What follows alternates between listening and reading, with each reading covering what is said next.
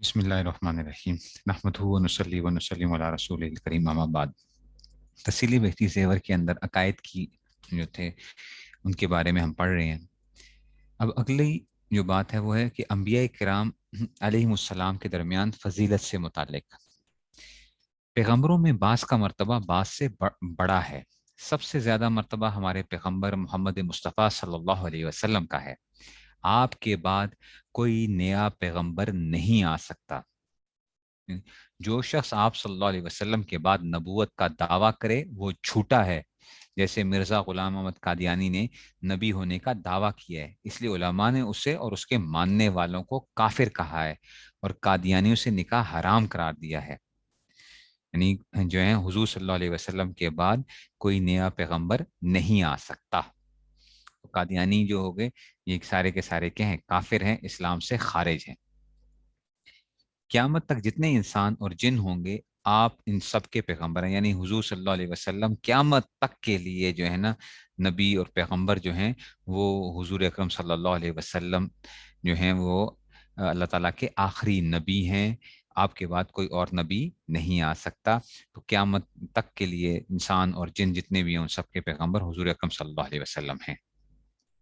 اگلی بات معراج سے متعلق، ہمارے پیغمبر صلی اللہ علیہ وسلم کو اللہ تعالیٰ نے بیداری کی حالت میں جسم کے ساتھ مکہ مکرمہ سے بیت المقدس اور وہاں سے ساتوں آسمانوں پر اور وہاں سے جہاں تک اللہ تعالیٰ نے چاہا پہنچایا اور پھر مکہ میں پہنچا دیا، اس کو معراج کہتے ہیں۔ حضور اکرم صلی اللہ علیہ وسلم جو تھے مکہ سے بیت المقدس گئے اور پھر وہاں سے ساتوں آسمانوں اور وہاں سے جہاں تک اللہ نے چاہا وہاں تک وہ گئے، اور یہ سارا کا سارا کیا تھا؟ بیداری کی حالت میں تھا، خواب نہیں تھا، یہ خواب نہیں تھا، یہ بیداری تھی۔ اس کو کہا جاتا ہے معراج۔ اصل میں یہ دو سفر ہیں، ایک ہے مکہ سے بیت المقدس تک کا سفر، اس کو اسراء کہتے ہیں، اسراء، اور پھر بیت المقدس سے آسمانوں کی طرف کا جو سفر ہے اس کو معراج کہا جاتا ہے۔ تو یہ بھی ہمارا عقیدہ ہونا چاہیے کہ حضور اکرم صلی اللہ علیہ وسلم نے بیداری کی حالت کے اندر جو تھا یہ جارا سفر جو ہوا ہے یہ بیداری کی حالت میں تھا۔ فرشتوں اور جنات سے متعلق، اللہ تعالیٰ نے ایک مخلوق نور سے پیدا کر کے ان کو ہماری نظروں سے چھپا دیا ہے، ان کو فرشتے کہتے ہیں۔ وہ اللہ تعالیٰ کی طرف سے تدبیر کائنات سے متعلق بہت سے کاموں پر مامور ہیں، وہ کبھی اللہ تعالیٰ کے حکم کے خلاف کوئی کام نہیں کرتے۔ اللہ تعالیٰ نے ان کو جس کام میں لگا دیا ہے وہ اسی میں لگے ہوئے ہیں۔ ان میں چار فرشتے بہت مشہور ہیں، حضرت جبرائیل علیہ السلام، حضرت میکائیل علیہ السلام، حضرت اسرافیل علیہ السلام، حضرت اسرائیل علیہ السلام۔ اللہ تعالیٰ نے کچھ مخلوق آگ سے بنائی ہے، وہ بھی ہم کو دکھائی نہیں دیتی، ان کو جن کہتے ہیں۔ ان میں نیک و بد ہر قسم کے ہوتے ہیں، یعنی جنات میں نیک جن بھی ہوتے ہیں اور برے جن بھی ہوتے ہیں۔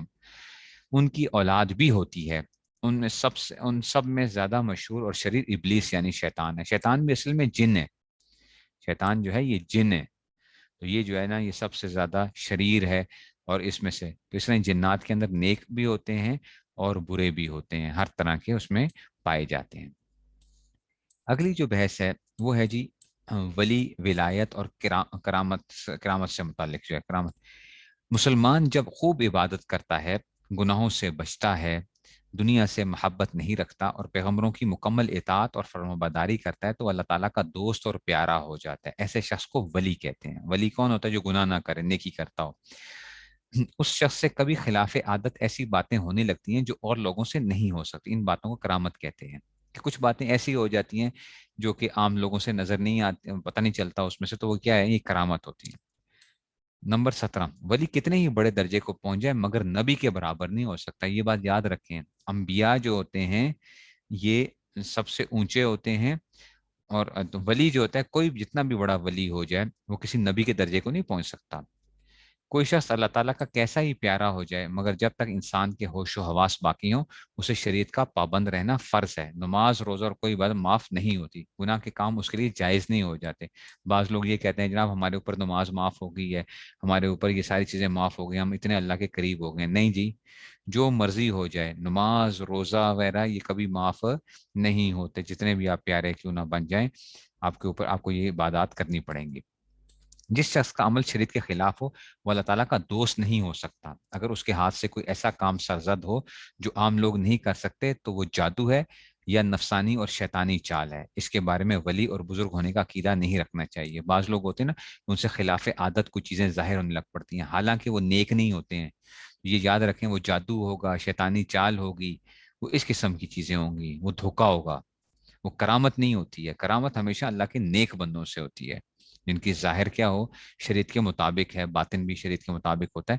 تو یہ لوگ جو ہیں، اولیاء کرام کو بعض راز کی باتیں خواب یا بیداری میں معلوم ہو جاتی ہیں، اسے کشف اور الہام کہتے ہیں۔ بعض دفعہ یہ ہوتا ہے کہ ان کو خواب کے اندر یا ویسے ہی بیداری میں کچھ چیز دل میں اللہ تعالیٰ ڈال دیتے ہیں، اس کو کشف یا الہام کہتے ہیں۔ اگر وہ شریعت کے مطابق ہے تو قبول ہے، یعنی اس کے انکار کی ضرورت نہیں۔ یہ مطلب نہیں کہ اس کا ماننا ضروری ہے، البتہ ایسے الہام کو صحیح سمجھنا اور اس پر عمل کرنا جائز ہے۔ اگر کوئی دل میں بات آ گئی اور شریعت کے مطابق ہے تو اس پہ عمل کرنے کی کیا ہے، گنجائش ہے۔